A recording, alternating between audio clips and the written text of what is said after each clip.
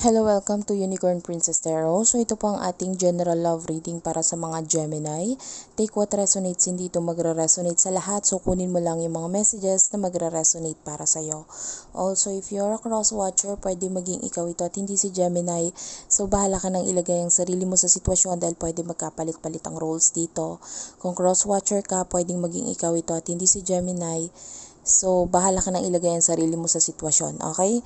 By the way guys, sa mga hindi pa nakaka-subscribe, ma-appreciate ko yung subscription ninyo. At saka please do support yung ibang channel pa natin, no? We do have here, Madam PTV, Madam PTV, Unicorn Princess Tarot, itong channel na ito yon. And if you're dealing with the Virgo, we do have Virgo Philippines. Tapos yung pinakabago natin, Dapithapon TV. Ayan. If you want mysterious or mga kababalaghan na stories, please do check it out. Okay? So, start na natin ang reading. We do have here Justice. Ito yung pinaka-main energy ng person mo. And we do have your Nine of Wands, Aries, Leo, Sag. Ito naman yung pinaka-main energy mo. So, we do have your Libra and fire sign. Okay?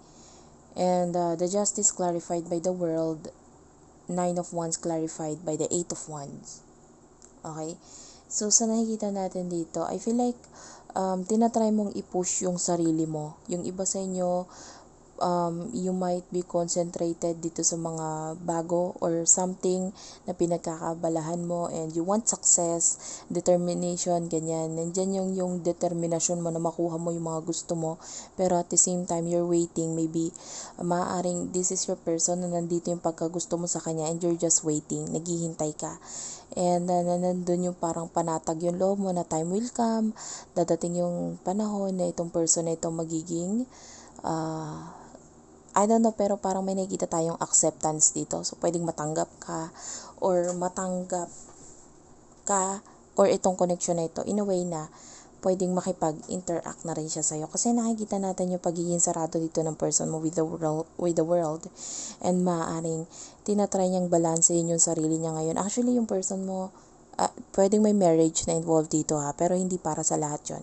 Pero sa nakikita natin dito sa person mo, medyo siya medyo kumbaga, kung mag-isip siya, binabalanse niya lahat. More on isip siya. Hindi siya, kumbaga sa emosyon, medyo mahina siya sa pagdating sa ganun. Hindi niya kayang i-handle or sabihin na natin, hindi niya alam yung mga ganung bagay. Parang tipong, para sa kanya, kung ano yung logic. Kumbaga, kung ano yung nangyayari ngayon, dito tayo. Okay? And, on the other hand, dito naman sa side mo, you're still wishing, hoping, and na maging successful itong connection na ito. Okay, so sa present moment natin, we do have your Six of Wands and the Empress para dito sa person. Well-guarded siya ha. Pwedeng ina-isolate niya ang sarili niya with the Four of Swords. Okay, medyo nakakakita tayo dyan ng pag-iwas para dito sa taong to. Okay, so maaaring tinatry niyang mag-focus sa sarili niya. Okay? Tinatry niyang meditate, you know. You know when you're meditating, focus ka sa mga, kumbaga, sarili muna, parang ganon. And kalimutan ng lahat. Pwede ganon. And you know why? Kasi with the Empress, if there's a marriage here, pwedeng may pregnancy or kung hindi man ay pwedeng may mga children na involved. Okay, I'm seeing a mother figure here. Well, anyway, hindi naman para sa lahat yon. But definitely, we do have here the hammer. Ito yung pinakaginagawa ng person. Parang wino-workout niya yung sarili niya. Parang tipong, teka lang, kailangan kong ayusin itong sarili ko. Your person is concentrated talaga sa sarili niya with the healthy choices. Okay? Self-love, self-care, being happier. Okay? In love and in life. Kasi gusto kong maging masaya eh. Yun yung nasa thought ng person mo. And yung mga bagay na hindi makapagpasaya sa akin, na hindi okay para sa akin, I'm sorry, pero medyo dumidistansya siya doon. Pwedeng ganun. Dumidistansya ako dyan sa mga bagay na hindi makakapagpasaya sa akin. Kumbaga parang gulo lang. Okay? And for what I can see here with the Star and Queen of Swords, I feel like andito yung pagkagusto mo dito talaga sa taong to, kasi you're having the star, which is Aquarius energy. Maaaring tingin mo sa kanya ay someone na parang malaki ang paghanga or paghahangad mo, 'di ba? But with the Queen of Swords, maaaring tinatry mong i-distansya din ang sarili mo. Yung iba sa inyo, pwedeng medyo, ikaw yung tipo ng tao na medyo iba ka magsalita, medyo masakit, or may mga nasasaktan. Minsan ka lang magsalita, pero masakit talaga. Masakit. And, yung iba sa inyo, pwedeng tinatry mong wag makapagawa ng movement na makakasakit dito sa person nito, sa connection ninyo. Yung iba sa inyo, tinatry mo rin kontrolin ang sarili mo na magsalita ng hindi maganda. Pwedeng ganun. And, nandun yung determination mo, pero at the same time, yung iba sa inyo pwedeng may halong inis na or galit na sa ginagawa nitong person na ito. Kasi pwedeng binablock ka, okay, yung iba, or hindi ka hinahayaan na walang magandang communication at all. Hindi ka hinahayaan na makapasok sa buhay niya. Pwedeng ganun. And we do have your girl talk. I feel like you're moving on. Yung iba sa inyo, you're moving on, time with your friends, having fun. Lalo na yung mga single, no? You're just having fun. But, yeah, we do have your both.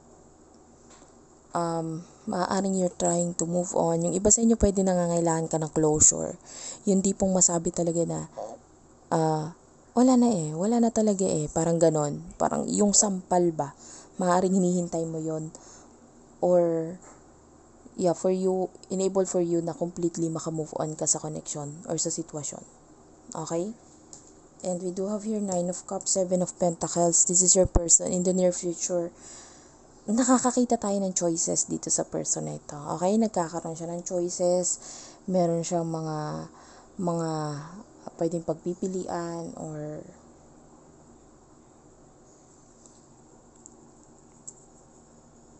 I don't know, pero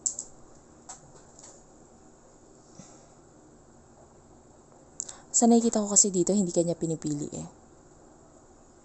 I'm sorry to say, kasi direct to the point ako magsalita. Talaga, ayokong magbigyan ka ng false hope, diba? Pero sa ngayon, nakikita natin na in the near future, hindi ikaw yung pinipili niya. Okay? And wala siyang control kung siya yung someone na parang may challenge or obstacle sa inyong dalawa. Wala siyang control doon. And anyway, kung wala kayong relasyon nitong person na ito, I do feel like okay lang. You know why? Kasi hindi mo nakikita yung ibang behavior niya yung attitude niya Meron siyang behavior or pag-uugali na medyo agresibo. 'Di ba? Yung bigla-bigla na lang sasabog. Pag ginalit mo, bigla na lang sasabog. Pwedeng may hindi pa magandang gawin dito. And hindi mo pa nadidiscover yun sa sarili mo. Kasi malaki yung paghanga mo dito sa taong to. So, pag hinahangaan mo yung isang tao, majority ng makikita mo sa kanya is yung kagandahan sa kanya. Kung may pangit man, you still see it as maganda, 'di ba, na ugali or magandang qualities.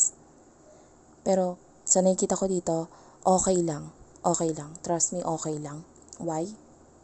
Iba yung ugali nitong person na ito. Pinapakita niya yung sarili niya as the Empress. Pero at the same time, meron siyang attitude na hidden, nakatago, nasa loob ang kulo. Parang yun yung nakikita natin. And with the Judgment and Knight of Pentacles, some kind of awakening ang possible na maranasan or gawin mo dito, mangyari, no? Pwedeng magising ka sa connection na ito. No, teka lang. This is you controlling your destiny. Time for me, with the Knight of Pentacles, to find my stability. Okay, maaaring naramdaman mo sa sarili mo, maranasan mo or maramdaman mo sa sarili mo na ayoko na maging tanga. Nagpakatanga na ako pagdating dito sa taong to. Pwede nag-expect ka And I am seeing you moving on. Okay? So, yeah, medyo matamlay yung connection na ito. I don't feel like magkakaroon ng future na connection sa inyong dalawa. Okay?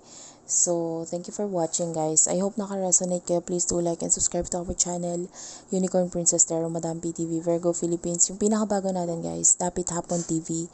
I hope to see you there then, no? I love you all and bye-bye.